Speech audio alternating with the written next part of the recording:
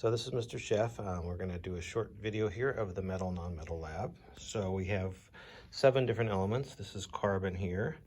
This is pure carbon, and here we have copper, and here we have magnesium ribbons that look like that, and here we have tin, and here we have sulfur. Here's a chunk of sulfur right here. You can see that. And then this is silicon. And then this would be zinc here. So the first thing you want to do is make just some general observations about the color and everything. Second thing is we're going to put copper chloride in it. That's copper chloride. And that's what's going on in the beakers. The charcoal does not react. The copper does not react. This is what the magnesium looks like with the copper chloride. There's tin. Sulfur doesn't do much. It just kind of dissolves. Silicon doesn't do much, but look at what happened to the zinc. The zinc completely, there's no more zinc left in here. And what's in there now is solid copper. See that brown chunk there? Okay, then we go back and we look at, we're gonna add some acid to each of these. See what happens. Acid in the carbon. Something happened. This is very strong acid, 3 molar. I'm gonna add it to the copper. Not a lot happens there. Add it to the zinc. That's very reactive. A lot going on there. Oh, sorry, that's not zinc, that's magnesium. My bad. Magnesium ribbon. So that's quite a reaction going on there. The tin. Not a lot. Sulfur doesn't do anything but make a mess, so I'm not going to put it in there. Silicon. Not a whole lot either. And then we got zinc here, and you can see some cool stuff going on here. So let's go, I'll show you something else that's kind of cool here. I'm going to set this down here. Sorry about that. Whoopsie. All right. So I put some of the zinc into this container here so you can see it. There we go. It's bubbling. So we're going to try to figure out what the gas is coming out of here. So I'm going to set this right here. See if this works. Yeah, you can see that pretty good. And add a little more zinc to this.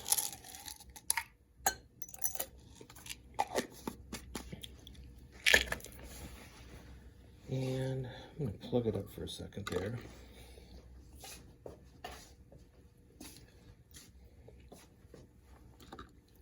I light this, you might get an idea what the gas actually is coming out of there. I'm going to let it react a little bit longer there.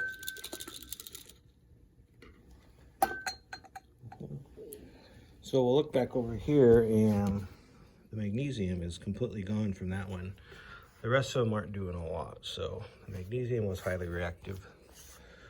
Tin, slightly reactive. Silicon, not much at all. And then the zinc had a pretty good reaction there too. I'll go back and see if I can get this going here. All right. You can see it does some cool stuff there. Okay, so now we're going to go over here and look at what happens with what's called the flame test. So I gotta put this someplace where, how about I get a brick? That's a better way to do it. So I'm gonna show you what's going on with the flame test here. So I'm gonna use just copper and magnesium here. You can see that pretty good. Let's move that over a little bit there. All right. There we go. Okay, so we're gonna get some copper here and put it in the flame.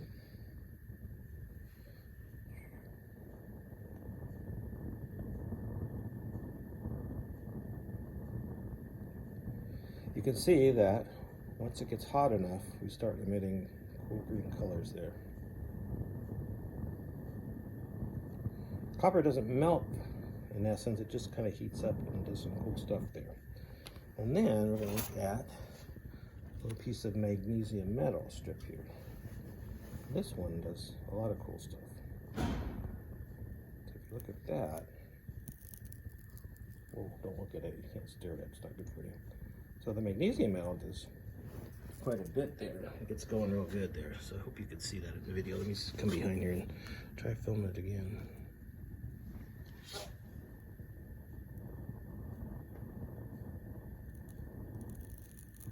That looks pretty cool. Yeah. Yep. The other ones don't do a lot. The metals, whoops, the metals just kind of heat up and stuff. And I'm starting to fire here. It's okay. You can see that I dropped that on the table, and fire's really good. Okay, and then let's go back over here. We'll see what happens. I'm going to try to hold this.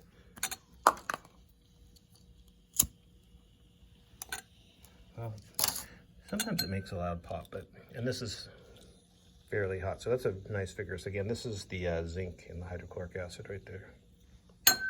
Okay, last thing we're going to do is we're going to do a conductivity test here. So we have a meter here. We're going to look, let me get this set up here so you can see. Okay, so you can see the light comes on if the metal is a conductor here. So we'll attach it like that. So, can you see that? I'll put this up here. Let's put this up here a little bit so you can see a little better.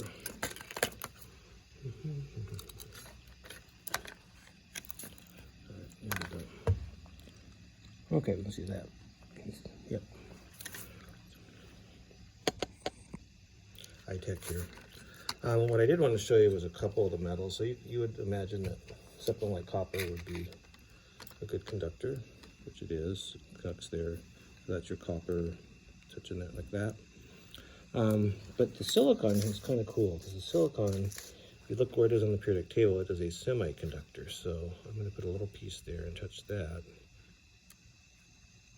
It's hard to get it to conduct much, but it will conduct a little bit. So you can hopefully you can see that.